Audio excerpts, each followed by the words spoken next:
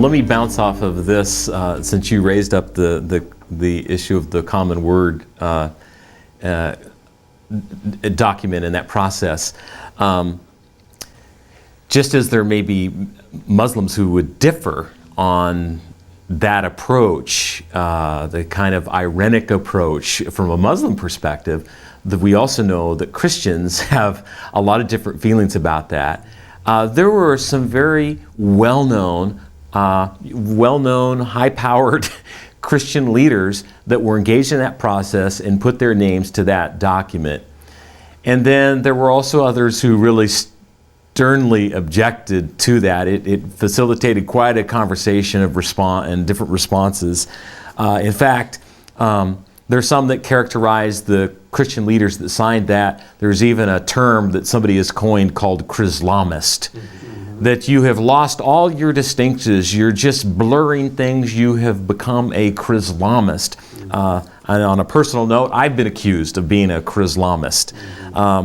And so let's just kind of address that at this point in time. You know, in all this talk of building bridges, of building relationship, are we in danger of watering down the gospel, compromising the truth as we understand it from our Christian perspective, the scripture, the person of God, in the name of building bridges? Who wants to respond to that? Okay, I'll jump in. Yes, of course it is possible to compromise the truth, but you don't have to talk to a Muslim to do that. I can do that with my neighbor. I can compromise the truth with my neighbor. I can compromise the truth with any person that I have contact with my own family members. So why should our interaction with Muslims be diminished because of the possibility of compromising the truth? Are we afraid that we might compromise? I think fear of compromise is something that Christians might be tempted to because they're afraid that if they start to get to know Muslims and interact with Muslims, that they might compromise the truth. It's a possibility, but I think the argument really is more like a cop-out than anything else. It's probably an excuse because we don't want to really take the time, make the effort to engage with Muslims. So we're looking for a reason to get out of doing that.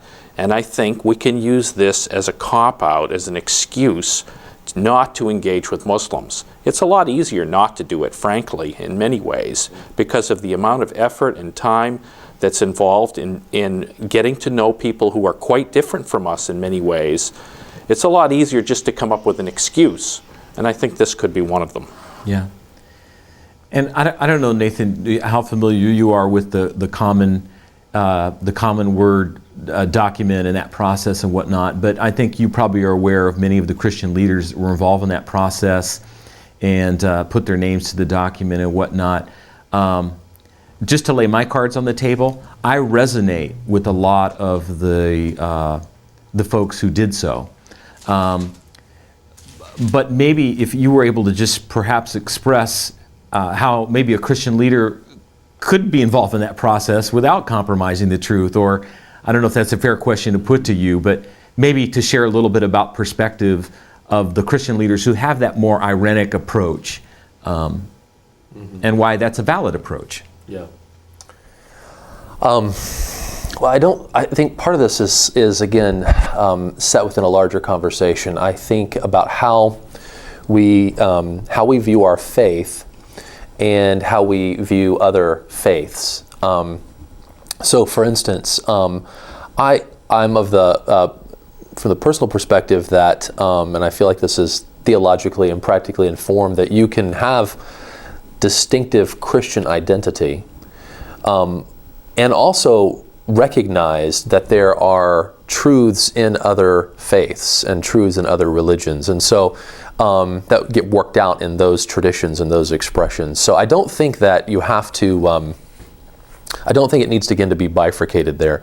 The way that I kind of think about it is, with regard to the Common Word Initiative, I know some who signed that, but not really well. I don't have a great, a deeper relationship with those types. But I will say that my hunch is that in areas where they could affirm, they were affirming.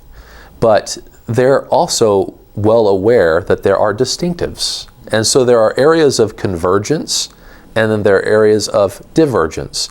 And just because you can come together with Muslims and say these are areas of convergence does not mean that you are denying that there are areas of divergence.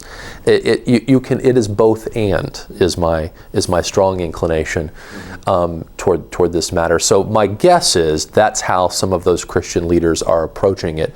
I do think we have a real problem in, I speak about American evangelicals a lot. It's my tradition. I have a friendly quarrelsome relationship with it. But I think we have a real problem in some parts of American evangelicalism where it is really this either or. It's always either or. There's no ability to really think about the possibility of a both and. And I think whatever's going on with that, we can talk about that maybe another session, whatever's going on with that really hurts this particular conversation. Yeah. I think that's a great word on that. Paul, do you have anything to add? Yes, there is a possibility of compromising, but I strongly believe if we have a strong foundation of our Christian faith, then there will be no possibility of compromising. And I want to remind from the scriptures, the book of Jude, verse 20, "But you, beloved, build yourself up on your most holy faith." So if we build up ourselves in our faith, and we have a strong foundation of our faith, so I don't think then there will be no compromise. And to my Muslims, Muslim friends, I always claim the exclusiveness of Jesus, whether they believe or not. It doesn't matter to me. I boldly share to them the exclusiveness of Jesus. I show them from the scriptures because this is my authority, and I show them the exclusiveness of Jesus. Sometimes they tell me, "Oh, you Christians are doing this." I said, "No, we are not doing it. We are not claiming the exclusiveness of Jesus. Jesus himself claimed." So gospel, we should keep in mind, gospel itself is offensive. So gospel itself is offensive, but we should be strict on that. And then if we strict on that, if we are strict on our strong Christian foundation, I don't think that there will be possibility of compromising. Yeah. I think of the passage in the gospel where it describes Jesus and how Jesus came. It says that Jesus came and that he came full of grace and truth. Yeah. And and he didn't come. It's not like these two qualities of Jesus coming compete against one another, grace against truth, or he came 50% grace and 50% truth, but he came 100% grace and 100% truth.